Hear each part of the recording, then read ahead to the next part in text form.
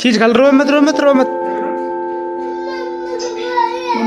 Mummy आ रही है। નમસ્કાર દોસ્તો, આ દીકરીનો વિડીયો છે. લગભગ તમામ લોકોએ જોયો હશે, પરંતુ આ વિડીયો એટલો ભાવુક છે કે કઠણ હૃદયનો માનવી છે તેની આંખોમાં પણ આંસુ લાવી દે છે.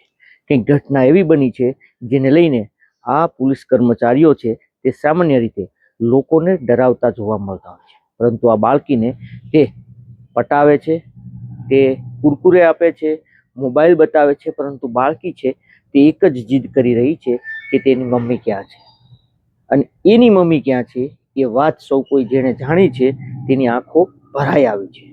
આ ઘટના ખૂબ જ દર્દનાક અને ખૂબ જ ખોફનાક છે. જી હા દોસ્તો, આપણા દેશનું રાજસ્થાનથી એક બસ પસાર થઈ રહી હતી. આ જે દીકરી દેખાય છે તેનું નામ રિદ્ધિ છે અને તેની ઉંમર 2 વર્ષની છે. સોમવારના દિવસે તેના પિતા મોનુ નામના વ્યક્તિ છે, મોનુ યાદવ, જે મૂળ યુપીના છે, અને તેની માતા રીના અને તેનો ભાઈ એક છે નાનો, અને આ દીકરી, આ 4 લોકો છે. તેના પિતા છે તે બસની ડ્રાઇવિંગનું કામ કરે છે. તે લોકો મહાકાલના દર્શન કરવા માટે આવ્યા હતા, ત્યાં દર્શન કર્યા હતા.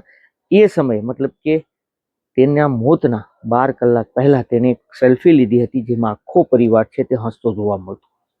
પરંતુ એ ત્યાંથી રવાના થાય છે અને તે જે રાજસ્થાનનું અલવર છે, ત્યાંનું રાજગઢ છે, આ વિસ્તારની અંદર જે દિલ્હી મુંબઈ એક્સપ્રેસ હાઈવે છે, આ હાઈવે ઉપર તેની બસ છે તે એક કેમિકલ ભરેલા ટેન્કરની સાથે ટકરાય છે અને ટકરાતા જ જબરજસ્ત ધમાકો થાય છે.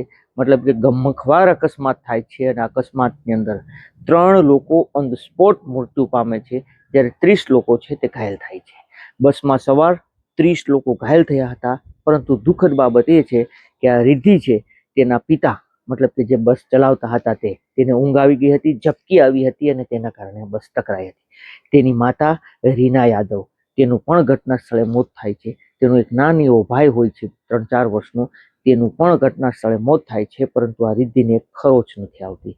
બાકીના 30 લોકોને હોસ્પિટલ ખસેડવામાં આવે છે, પરંતુ આ એક જ ઝટકે વહેલી સવારે મંગળવારે 5:30 કલાકે આ બસનો અકસ્માત થાય છે, જેમાં રિદ્ધિનો પૂરો પરિવાર છે તે મોતને ભેટે છે.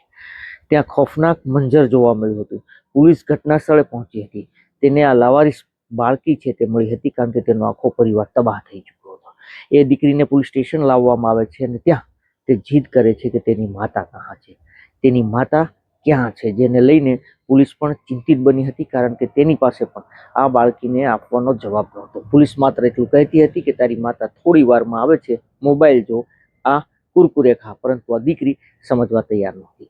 આખરે આ દીકરીના દાદા આવે છે અને તેને પોલીસ છે તે આ દીકરી સોંપે છે. સાથે સાથે 3 ડેડ બોડી પણ સોંપે છે, જે પીએમ કર્યા બાદ તેના પરિવારની હોય છે. આ ભાવુક કરનારો વિડીયો રાજસ્થાનથી વાયરલ થયો છે, જેમાં 2 વર્ષની રિદ્ધિ છે તેને સર્વસ્વ એ અકસ્માતમાં ગુમાવી દીધું છે.